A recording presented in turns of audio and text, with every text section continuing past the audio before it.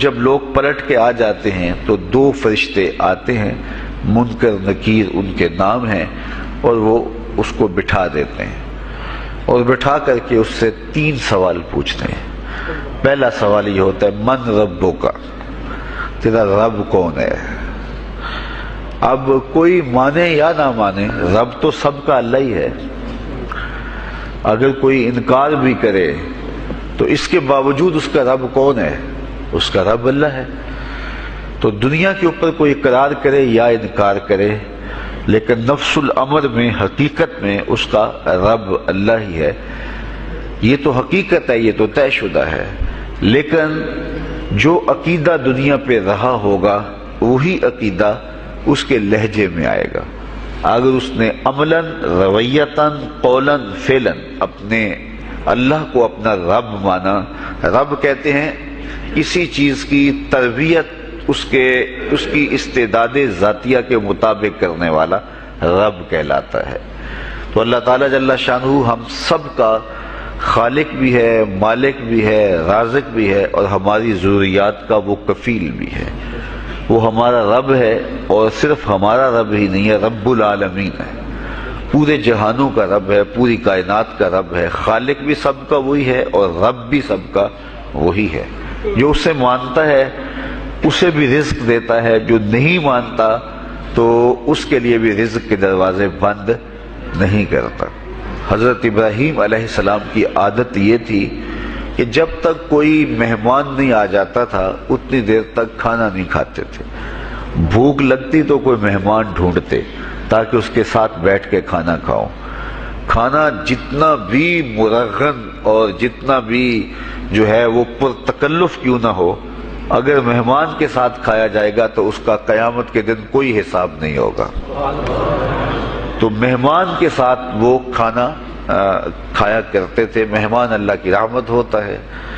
اچھا، وہ ایک دن مہمان ڈھونڈنے نکلے تو ایک بوڑھا شخص ملا تو اسے اپنے ساتھ گھر میں لے آئے، بٹھایا دسترخوان پہ۔ جب کھانے کا وقت آیا تو کہا کہ اللہ کے نام سے شروع کرو۔ اس نے کہا میں تو اللہ کا نام نہیں لوں گا، میں تو بتوں کا پجاری ہوں، بتوں کو پوجنے والا ہوں۔ حضرت ابراہیم علیہ السلام نے کہا کہ تیرے ساتھ میرا تعلق کوئی کاروباری، کوئی ذاتی، کوئی اور تو ہے نہیں، میں رب کے لیے ہی تو تجھے کھلا رہا ہوں، اور اگر تو رب کا نام ہی نہیں لے گا تو پھر میرا تیرا رشتہ کیا باقی بچتا ہے؟ اس نے کہا میں چند لقموں کے لیے اپنے بتوں سے بے وفائی نہیں کر سکتا۔ وہ غالب نے کہا تھا نا کہ وفاداری بشرط استواری اصل ایمان ہے، مرے بت خانے میں تو کعبے میں گاڑو برہمن کو۔ اس نے اپنے انداز میں ایک بات کی تھی کہ وفاداری بڑی چیز ہوتی ہے، تو اس نے بتوں سے وفاداری کا بھرم رکھا۔ اس نے کہا کہ میں چند لقموں کے لیے جو ہے وہ تیرے رب کا نام لوں اور اپنے معبودان کا نام چھوڑ دوں، یہ نہیں ہو سکتا۔ آج تو لوگ چائے کی پیالی پہ دین بیچ رہے ہیں، کیا آج ممبر و محراب فروخت نہیں ہو رہے؟ لیکن اس بوڑھے شخص نے کہا کہ میں چند لقموں کے لیے، چند ٹکڑوں کے لیے میں اپنے بتوں سے بے وفائی نہیں کر سکتا۔ حضرت ابراہیم نے کہا تو اگر بتوں کے ساتھ اتنی محبت رکھتا ہے تو پھر میں بھی رب کے نام کے علاوہ تجھے دینے پہ آمادہ نہیں ہوں۔ وہ دسترخوان سے اٹھ کے چلا گیا۔ وہ چلا گیا تو جبریل امین حاضر خدمت ہوئے، رب کا سلام دیا، اے ابراہیم۔ رب سلام دیتا ہے اور فرماتا ہے تو نے آج میرا ایک بندہ ناراض کر دیا۔ یا اللہ، وہ تیرا بندہ تھا، اس کو تو تیرا نام لینا بھی گوارا نہیں تھا۔ کہا ابراہیم اس کی عمر کتنی ہوگی؟ یا اللہ 80 سال کے قریب ہوگی۔ کہا اتنا عرصہ ہو گیا میں اس کو رزق دے رہا ہوں، تو ایک دن نہیں کھلا سکا؟ اب ابراہیم علیہ السلام اس کو ڈھونڈنے نکلے ہیں۔ وہ کسی پہاڑ پہ چڑھ رہا تھا، دور سے آواز دی او میاں آ جاؤ، کھانا ٹھنڈا ہو رہا ہے۔ اس نے کہا تم تو بڑے سخت تھے، لہجے میں، رویے میں تبدیلی کیسے آ گئی؟ کہا کہ اسی رب کا پیغام آیا ہے کہ مجھے اتنا عرصہ ہوا اسے کھلاتے ہوئے، وہ مجھے نہیں بھی مانتا تھا، پھر بھی میں اس کی ضروریات کو پورا کرتا رہا ہوں، اور تم ایک دن نہیں دے سکے؟ تو آؤ کھانا ٹھنڈا ہو رہا ہے۔ کہا تے رب کا نام نہیں لوں گا، کہا نہ لینا، کہا اتنی تبدیلی، کہا اسی رب کا سندیش آیا ہے، اسی رب کا پیغام آیا ہے۔ کہا پھر کھانا بعد میں کھاؤں گا، پہلے اپنے رب کا مجھے غلام بنا لے۔ تو کوئی مانے اس کو بھی دیتا ہے، کوئی نہ مانے اس کو بھی دیتا ہے، بلکہ دنیا کے اوپر کافروں کو زیادہ دیتا ہے۔ ایک روایت میں آتا ہے کہ اگر اہل ایمان کی دلجوئی کا لحاظ نہ ہو تو کافروں کے گھروں کی سیڑھیاں سونے اور چاندی کی ہوں، لیکن یہ کہیں گے ہمیں تو مار ہی دیا ہے۔ اور اقبال نے کہا تھا نا کہ کافر کو دیے حور و قصور اور مومن کے لیے فقط وعدہ حور۔ تو اس لیے ان کی دلجوئی ہے، ورنہ کافروں کو اتنا دور، چونکہ ان کا حصہ آخرت میں نہیں ہے، ان کا حصہ صرف دنیا ہے۔ دنیا پہ عیش کریں، دنیا پہ عیش و عشرت کی زندگی گزارے، دنیا ہی دنیا، آخرت میں ان کا کوئی حصہ نہیں۔ اور مومن کا آخرت میں حصہ ہے، اور دنیا کے اوپر جو تکلیفیں آتی ہیں ان تکلیفوں کا بدلہ اس کو قیامت کے دن دیا جائے گا۔ بلکہ صحیح حدیث میں آتا ہے کہ جب اہل بلا کو ان پر آنے والی مصیبتوں کا صلہ دیا جائے گا تو لوگ آرزو کریں گے کاش ہمارے بدن کو لوہے کی کینچیوں سے کاٹ دیا ہوتا، اور دنیا کے اوپر ہمیں بھی تکلیفیں، اذیتیں، آلام و مصائب آئے ہوتے۔ تو مومن جب اللہ کی طرف سے آنے والی کسی تکلیف کو خندہ پیشانی کے ساتھ قبول کرتا ہے اور اس پہ راضی رہتا ہے اور صبر کا دامن ہاتھ سے نہیں چھوڑتا، واویلا نہیں بچاتا، جزا فضا نہیں کرتا، تو اللہ تعالیٰ نے اس کے لیے اجر رکھا ہے۔ بلکہ رسول کریم نے ارشاد فرمایا مومن کے پاؤں میں جو کانٹا چبھے تو اللہ اس کا بھی مومن کو قیامت کے دن اجر عطا فرمائے گا۔ تو مومن کی زندگی جو ہے وہ بڑی خوبصورت زندگی ہے۔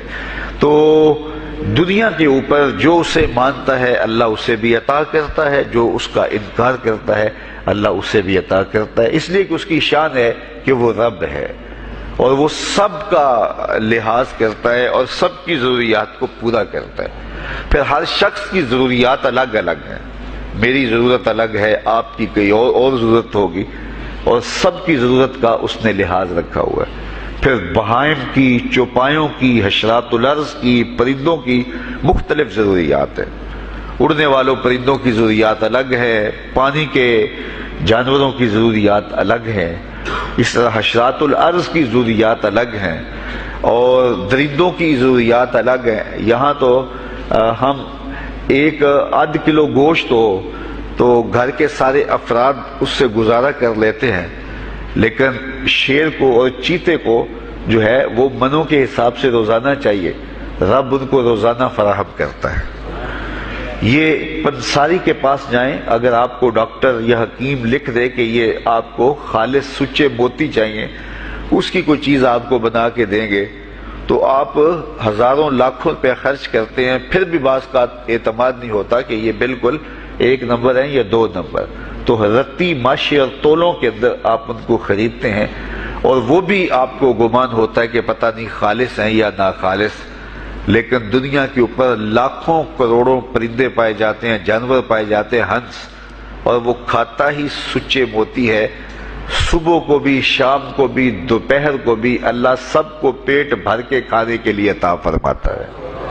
تو جس کی جو ضرورت ہے وہ رب ہے، اس ضرورت کو پورا کرتا ہے۔ تو ہم اگر اللہ تعالیٰ کو رب مان لیں حقیقی معنوں کے اندر تو ہماری زندگی کی پریشانیاں، ہماری زندگی کے دکھ مٹ جاتے ہیں۔ مصیبتیں اس وقت آتی ہیں اور اس وقت پریشانی لگی رہتی ہے، دھڑکا لگا رہتا ہے کہ جب انسان جو ہے وہ سمجھتا ہے کہ میں ہی جو ہے وہ کچھ کرنے والا ہوں۔ وَمَا مِن دَابَّةٍ فِي الْأَرْضِ إِلَّا عَلَى اللَّهِ رِزْقُهَا، زمین پر چلنے والی، رینگنے والی کوئی چیز نہیں جس کا رزق اللہ کے ذمہ کرم پہ نہ ہو۔ تو جب انسان اس عقیدے کو اپنی روح میں، اپنے باطن میں اتار لیتا ہے تو پھر اس کی زندگی سوکھی ہو جاتی ہے کہ وہ میرا خالق بھی ہے اور وہ میرا رب بھی ہے، اور یہ یقین انسان کی زندگی کے اندر اعتماد، روشنیاں اور توکل بھر دیتا ہے۔ بلکہ ایک حدیث میں آیا کہ جس طرح توکل کرنے کا حق ہے اگر وہ تم ادا کرو تو اللہ تمہیں ایسے رزق عطا فرمائے جس طرح پرندوں کو عطا فرماتا ہے۔ وہ جب صبح نکلتے ہیں تو ان کے پیٹ خالی ہوتے ہیں اور انہیں پتہ نہیں ہوتا کہ کہاں سے رزق مل رہا ہے، اور جب وہ شام کو آتے ہیں تو ان کا پیٹ بھرا ہوا ہوتا ہے. بند توکل پنچھی اڑ دے خرچ نہ پلے زیرا ہو. سلطان بہو فرماتے ہیں کہ انہیں کوئی نہیں پتا ہوتا کہ فلاں جگہ پہ جانا ہے، لیکن کبھی ایسا نہیں ہوا کہ وہ بھوک سے مر گئے ہوں اور انہیں کچھ ملا نہ ہو، تو وہ خالی پیٹ کبھی نہیں آتے. وہ اللہ تعالیٰ ان کو رزق نصیب فرماتا ہے، وہ سب کا رب ہے. تو اگر ہم اپنے رویے سے، اپنے عمل سے، اپنے عقیدے سے واقعی اللہ کو رب مانتے ہیں، تو پھر قبر میں جب سوال ہوگا من ربوں کا، تیرا رب کون ہے، تو پھر کبھی بھی جواب دیتے جھجک محسوس نہیں ہوگی. بندہ عرض کرے گا رب اللہ، میرا رب